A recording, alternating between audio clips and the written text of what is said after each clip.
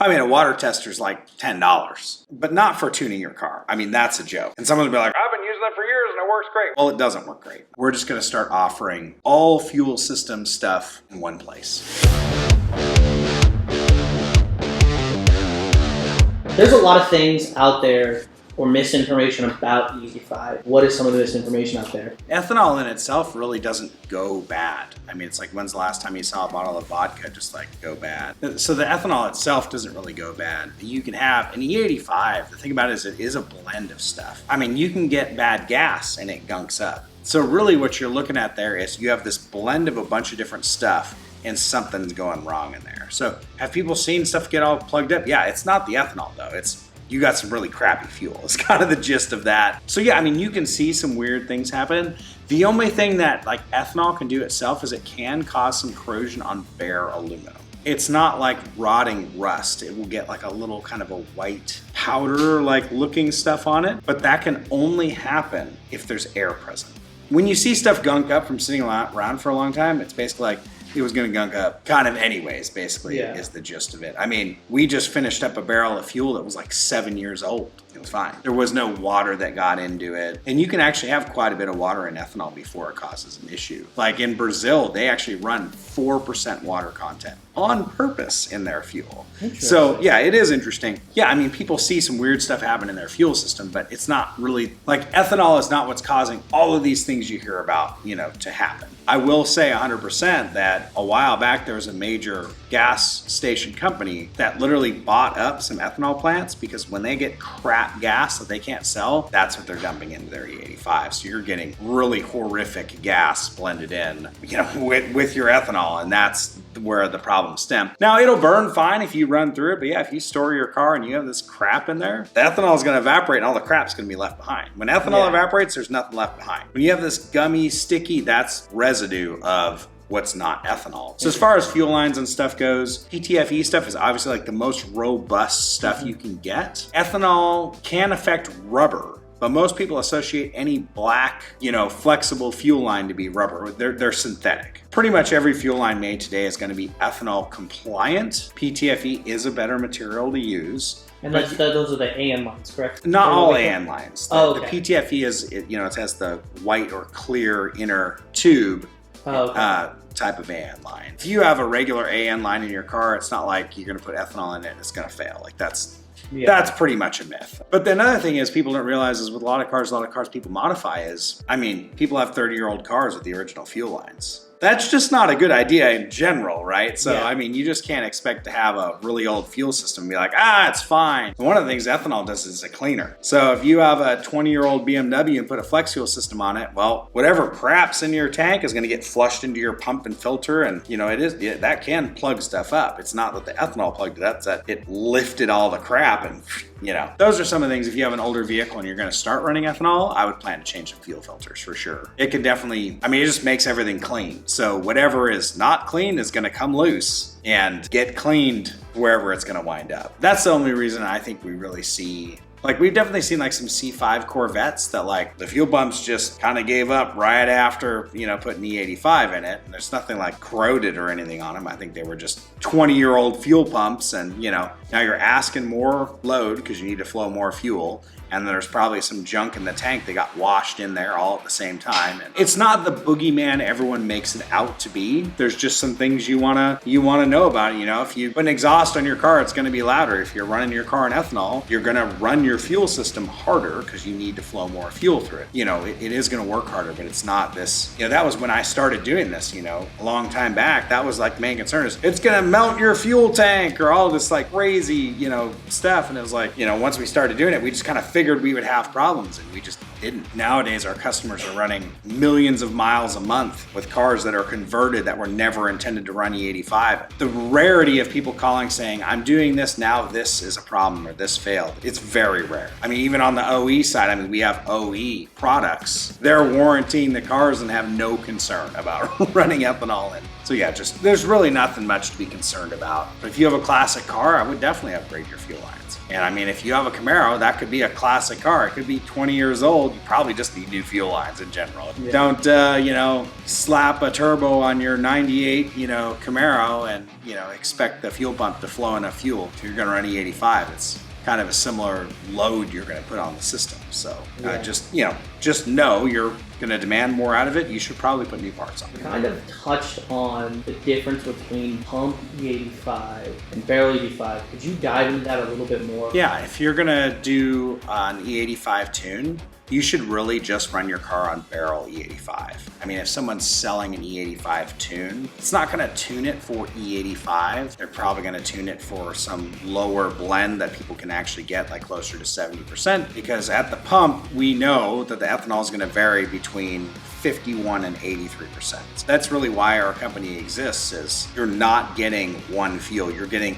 any number of blends of fuel. I mean, that's why I stopped doing E85 tunes well over 10 years or 15 years ago now, is because I saw the problems with that and came up with solutions so you could run any blend and not have to deal with it. So realistically, if you want an E85 tune, you just need to get a barrel and run your car on that barrel. Otherwise you're gonna get, a flex fuel system or a flex fuel tune. There's support now for, pretty much anything. It's just, if you want to run E85, it should just be flex fuel. Like that's just, especially if it's a street car. Like realistically, no one wants to have to mess with their car. You want to just be able to get in it and drive it. So with pump, there are pumps that are more consistent than others, but they still all change. Yeah, having fully flex fuel to where you can run any blend, you don't even have to think about it. You just know if you're running more ethanol, you're making more power. And that's all you should be worried about. You shouldn't be thinking, oh no, I got 5% less blend, now I got to retune my car or take some timing out or add some timing in, or forget all that. What a waste of time. It's like range anxiety with an EV. Why give yourself range anxiety? With your car, it needs to be flex fuel, and there are ways to do it. So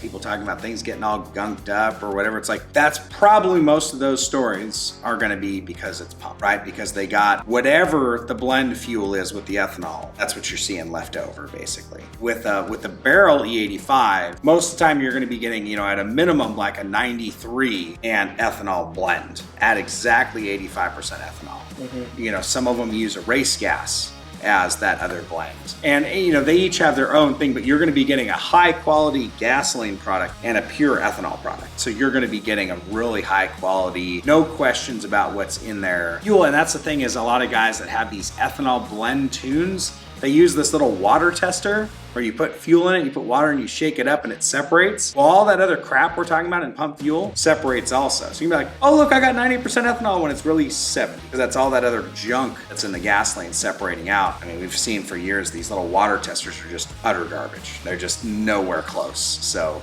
can you talk about water testers a little bit too and kind of dive into that more? A water tester's like $10, but it's only getting you within 20%. The water tester is designed for dealerships to test the fuel to void warranties. That's the point of the water tester. So if they go, oh, it's not gasoline, it only needs to be whatever, remotely accurate, but not for tuning your car. That's a joke. And someone's be like, I've been using it for years and it works great. Well, it doesn't work great. There's so many different compounds in gasoline that they're blending with ethanol in E85, and some of that stuff separates more than others, but the gist of it is it's gonna look like higher ethanol content than you actually have. We've seen it a bunch. And in fact, we have, folks that work with us that were dealer techs, and I've actually worked with them on the factory. They literally have that water tester. That's one of their dealer tools. I've gone over and, we've used a sensor on some of that stuff before where they were getting some weird results, and they're just nowhere near accurate. That's why we sell we have tuners that buy the FlexLink from us for that purpose. A lot of times the car will run on a barrel for the ethanol and they'll run on gasoline for the street, and they're switching tunes for that. And hey, if that's what they want to do, but I won't do it anymore. So this car is running a Pro EFI ECU. We have a FlexLink on this car. So what the FlexLink does is it sends an analog ethanol content signal to the ECU, and then the ECU has the flex fuel mapping in it. And so what it also does is, so it has analog outputs, but it also has a Bluetooth or wireless connectivity. So your phone can actually tell you what your content and fuel temperature is. A lot of people just like using that. It'll also take you to your nearest E85 station. So you can open it up and go to the map. It'll locate you. ECU, and it'll show you stations around you. It doesn't have every single station, but to the best of our ability, it has. It'll show you a station around you can go to and get E85. So yeah, the FlexLink is just a good option because on a lot of cars, like this generation Corvette, they have like an open pin in the ECU that's for flex fuel signal. You can pin that, you can turn on the flex fuel mapping in there, and you can run E85, but then you really don't know what you have. You're just at the pump and running your car, right? Yeah. So if you want to know what you have, the FlexLink, you just open up your phone and you can see it without firing up your laptop and open up ECM scanner with HP tuners to see what your ethanol content is, or adding a gauge and having to mount a pod, or hey, just fire up your phone and once you fill up and you're driving around a little bit, that's what it is. The FlexLink just gives you more flexibility with what you're using it for, really. It's not the controller. It just takes the digital signal and puts it in analog form, which all ECUs can read. And we have plug and play versions of that for, all the GM ECU vehicles. The standalone ones aren't plug and play because they all wire differently. Every standalone wires differently, but you just run one wire to your ECU, tell your ECU that signal is ethanol content, and it goes from there. Usually they have that pre-mapped. Why did you go from doing your map switching on cars like your Evo and stuff like that and go into making AFD with making those ProFlex Commander kits? Yeah, once I saw the benefit of E85, like how much power you can make, it was like a no-brainer. That's why people want to do it. It's cheap and you make a bunch of power. It doesn't matter if you're NA or turbo, you make more power with the 85. It's great. But having to tune for it, hit it, and the blend is off, and deal with it on a day-to-day sucks. I wanted to make it so easy that grandma can get in my car and drive it for a week. Doesn't matter. I don't have to be like, don't put this fuel in it, don't do that. There's nothing to mess with. I wanted to make it just like a bolt-on, like putting a cold air intake on. You just plug it in and you do it. And my whole goal there was I was so sick of messing with map switching and my blend was wrong and having to retune it and all that. At least with map switching, I could just hold down a button in my car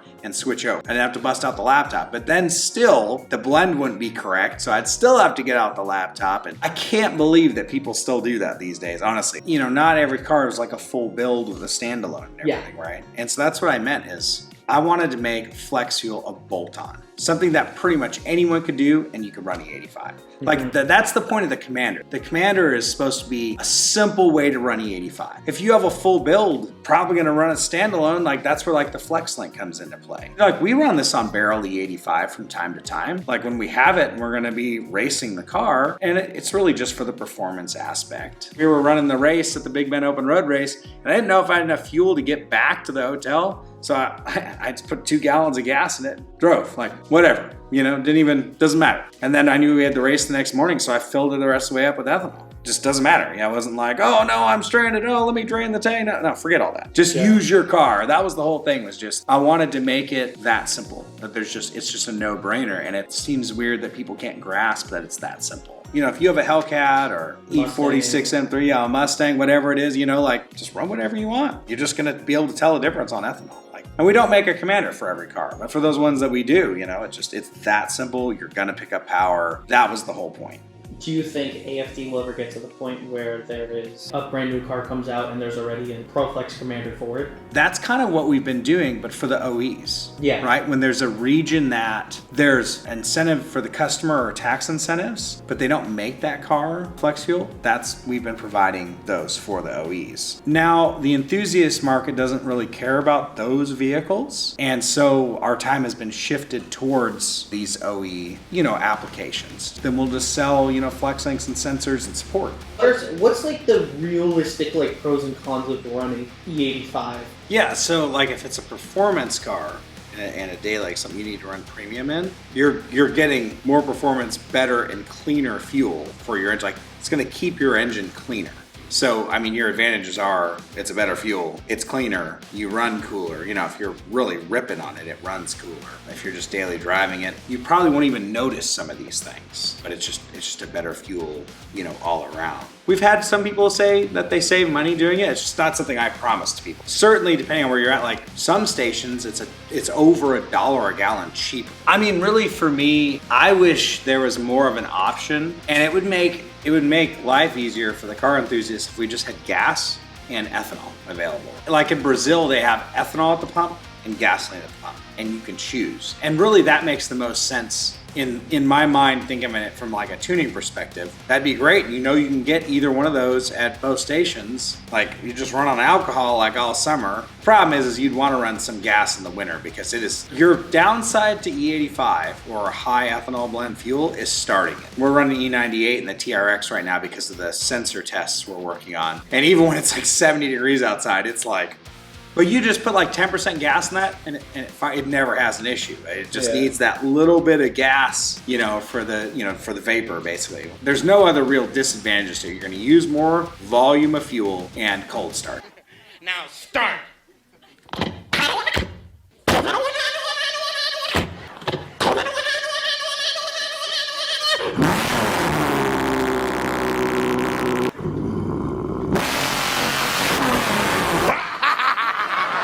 Those are your disadvantages. So all the ProFlex Commander kits, we've tested that, and in the product categories we have info about it. Like we have dynos on literally every ProFlex Commander system we sell. So most of them, yes, you can just run it as is. And a lot of cars, like with supercharger kits, a lot of the supercharger kits don't come with big enough injectors or a big enough fuel pump for that blower and E85. So those are some of the instances where we run into, some really specific things. But yeah, if you have a C6 Corvette, and you don't have everything under the sun done to it, yeah, just plug it in and go. There's nothing you have to change. But if you've got a big cam and headers and an intake, you're probably going to need bigger injectors. We designed it as a plug and play, but you can modify beyond it being a plug and play. But most vehicles in stock form have enough overhead to run E80. For most performance vehicles, we've definitely seen some, like BMWs that like 50% is the max, right? But most of the M cars, like the M3s and the older M5s, they had plenty of overhead, but the non-M version of that same car definitely needed bigger injectors. When people have a lot of mods, we like to refer them to their dealers or their tuner. Upgrading your injectors and stuff is always a good way to go. We sell injectors for that purpose, so we're happy to help you out if your setup needs those kind of things. But when people have a E85 tune and they're driving to work and they need to get to work every day to make the payment on that car, it blows my mind that they would run the E85 tune. When you race a car, there's always risk, right? Don't go racing unless you're willing to write it off. When we started, people hated ethanol in E85. I mean, just like so against it. Like, even if you're like, oh, it makes more power. And it wasn't just like, some people are like, oh, prove it makes more power, which is really easy to do with the dyno. Like it always makes more power. But then other people are just like, oh, it's going to wreck your car. All these, rumor things, and it's like nowadays it's like people go, oh, E85 makes more power. And it's not like you have to convince them of that anymore. They just don't understand that there's a proper way to do it. There's all kinds of things you can do. That doesn't mean it's the right way to do it. It's like I'm on the page of like, with my cars, I don't want to be stranded. I've been stranded with an E85 tune before, and that's where I'm like, forget this. You get to the station, you're on E, oh, the pump's down, or they're out. And you're like, what am I going to do now? That sucks, right? That's where it's like, you can have all the performance and not have to worry about it. And I just think the word hasn't gotten out enough about there's a right way to do it. If someone is running flex fuel, do you even recommend them tuning it at all? Sure. Okay. Of course, yeah. I mean, most vehicles from the factory are leaving something on the table and are really conservative. So obviously all our FlexLink stuff is for tuners. Like I'm not anti-tuner or anti-tuning at all. Everything needs to be dialed in, or people have different preferences on what dialed in means, what, air fuel ratio they want to run, what, on a lot of newer stuff, cam timing, your ignition timing. Like I said, there's a lot of controversy around the ignition timing, but ethanol really does not need and should not really have more ignition timing. If you dial in the car and it likes what it likes, that's what it should have. They have a gas tune on their scat pack. Yeah, throw a Commander on there. Or you want to get a tune. Yeah, get a tune. You're going to make more power, right? If you picked up whatever the car is, 15 wheel horsepower with the Commander and E85, and you get a tune that'll give you, like I said, it always depends on the car and the tuner or whatever, it'll make another 15 horsepower. That's a real thing. Like a ProFlex Commander, it's going to pick up power, and a tune is going to pick up power. Those are kind of two separate things because the tune is dialing in the engine to make its power most efficiently. You can't be on pump gas and tune more horsepower than you're going to make on E85. That's not possible. Everything in my mentality is that it's safe and it doesn't have potential issues, right? But yeah, for someone that wants to tune it right out on the ragged edge, you can do that and then still make it to grandma's. That 1 or 2 extra horsepower is not worth it. But I'm not trying to cut the fastest 8 mile. Like, it's just not my. I'm a road race guy. I like going around the corners. powers. Like on this car right now, we have a restrictor on the front of it, and I don't care. It makes so much power, we don't even need all the power. So, you know, that's a different story than the guy that's, you know, looking for every last microsecond down the, you know, down the drag strip. Where can people find Flex Commanders and Flex links for their vehicles? Yeah, so our website, advancedfueldynamics.com, you can find all our flex fuel products on there. You can also find supporting products like injectors and fuel pumps as well.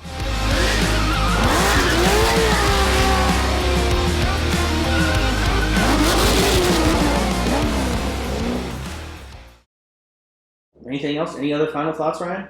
I'm just thinking, like, I want to go back out there and do more donuts.